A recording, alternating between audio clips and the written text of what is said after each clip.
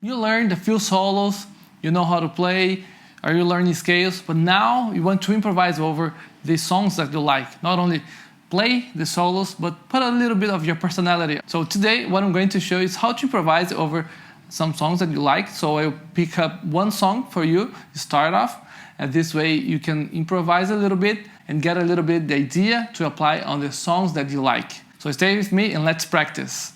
Hey guys, Everton Zaquini here. One of the things that most guitar players want to do is improvise. So they want to improvise over any kind of song or backing track or when composing some songs. And one good start is to get a song that you know, that you learned, and then start to change a little bit the melodies and start to put a little bit your way of playing on this song. So you start to improvise. So for today, I pick up the song Comfortably Numb by Pink Floyd.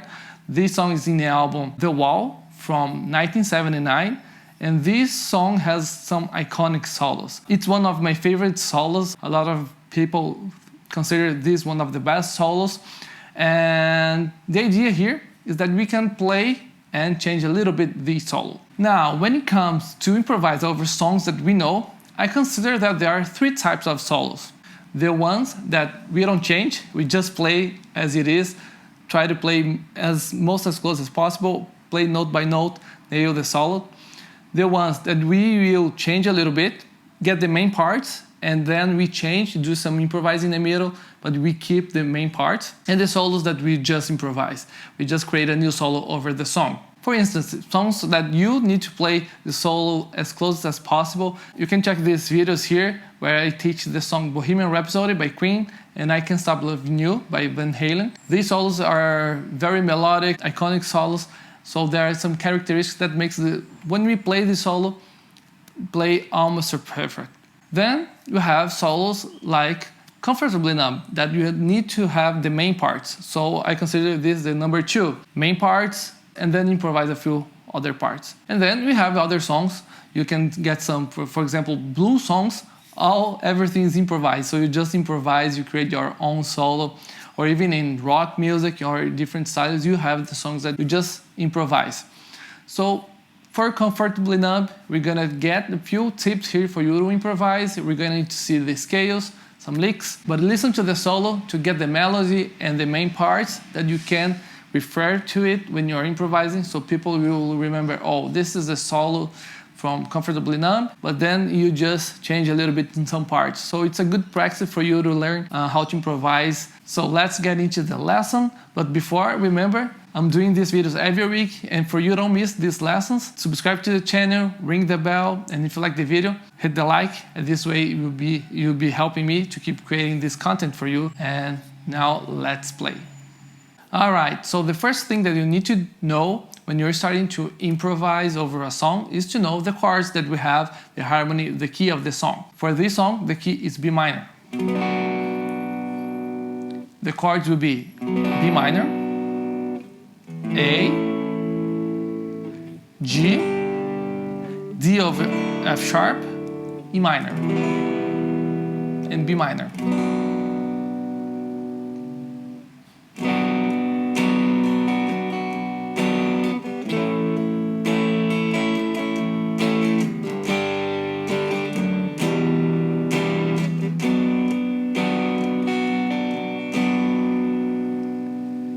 This chord progression is really cool, it's very nice to improvise over it.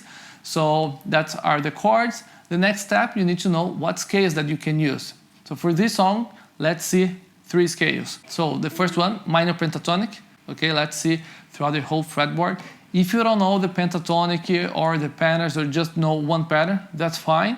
If you want to know, I have a video here about the pentatonic scale and the minor blues scale that you can see pattern by pattern. And here, I will put all the patterns in the fretboard. So here, B minor pentatonic. Then, the minor blues scale. So B minor blues scale, and also B minor natural. For B minor natural, we're just gonna see a few notes, okay? Especially the second.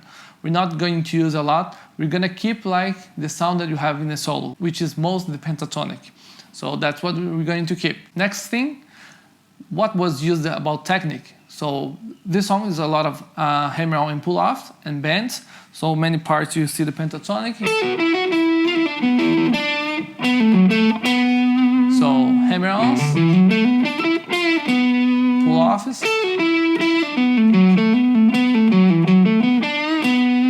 and bends.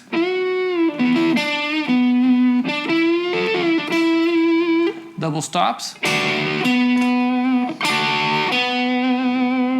And one thing about the bends here, David Gilmour used a lot of bends that is over one whole step. So for example, in this part here, you have the bends of 1.5 steps. So I have here B, and I need to reach the note D here. So this bend here is 1.5 steps. A good practice for this bend, listen B, and then listen D.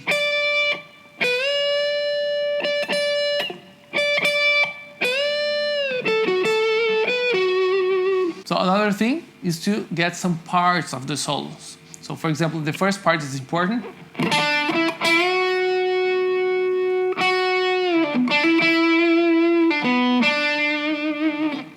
Remember to use some vibratos at the end of the notes. The other part, this bend here.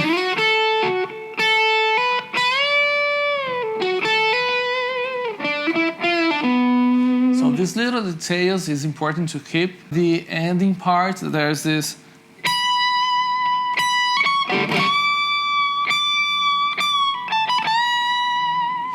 Get the B minor scale and try to mimic the sounds, okay?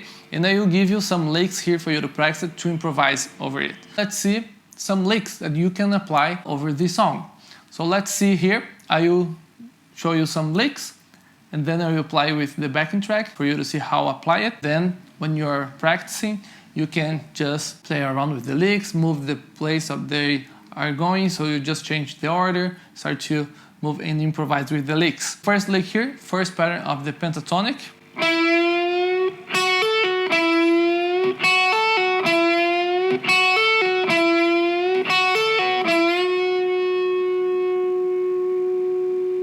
Now the second lick.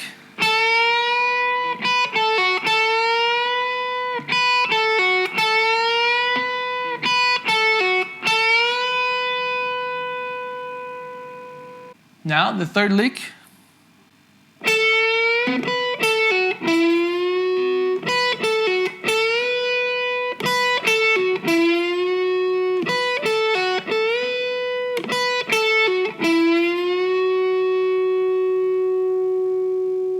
Fourth lick with double stops, that also is used in a solo by David Gilmour.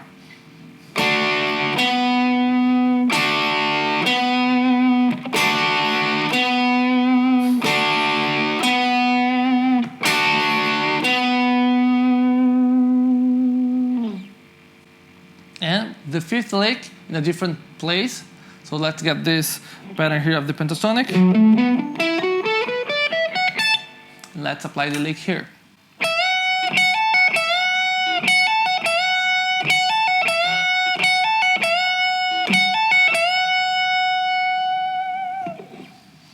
This one, you can also change the ending. Instead of do the bend on the second string, you can move to the first one.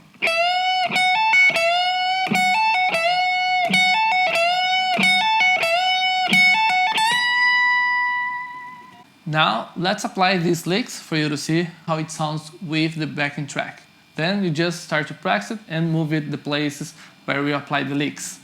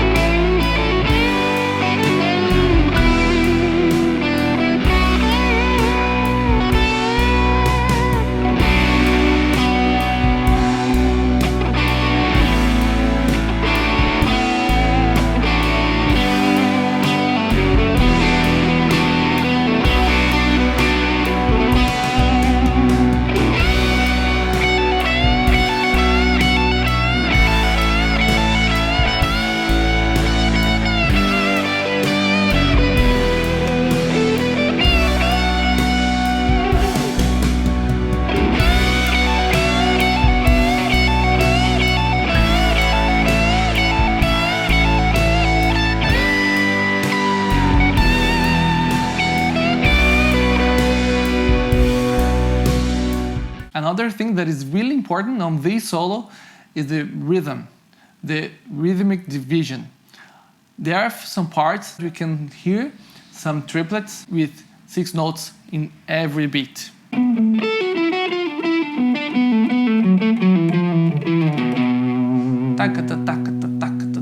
So 1, 2, 3, 4, 5, 6. 1, 2, 3, 4, 5, 6. 1, 2, 3, 4, 5, 6.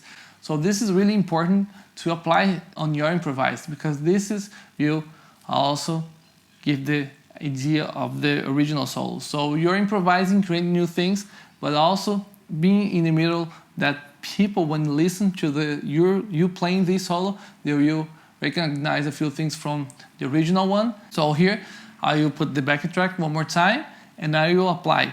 Before it, let's just get one pattern that you can practice to get these triplets here. You can get the first pattern of the pentatonic, going from bottom to top, and play in groups of 3 notes. 1, 2, 3, 1, 2, 3, 1, 2, 3, 1, 2, 3, 1, 2, 3, 1, 2.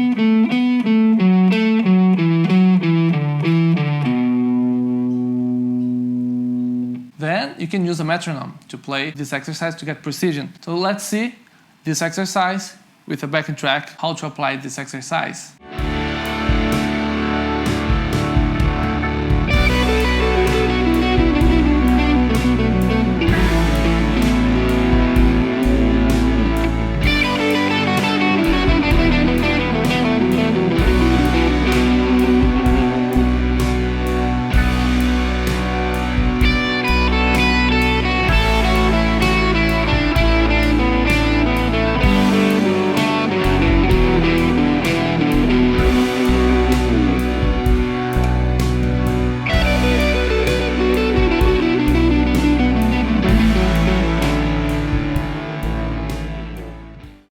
Now practice this exercise in different patterns of the scale and applying with different techniques, with hammer-on, pull-offs. This way you have a different approach for you when you're improvising. These are the things that I consider important when you are improvising, not only for this solo, but for other solos as well, to get something that you play, but you change a little bit, and that's the steps. You need to know the harmony, you need to know a little bit of the main parts, you need to know some licks that you can apply, the scales that you apply when you're improvising, and also the rhythm. What are the divisions that I've been playing in a song? If it's 16th notes, 8th notes, triplets. So now I'll improvise over this solo for you to have an idea how I apply everything, getting a little bit of the main parts and using also some of these licks, changing a little bit. And let's have fun playing and enjoy the journey of learning music. Thanks for watching. See you next time.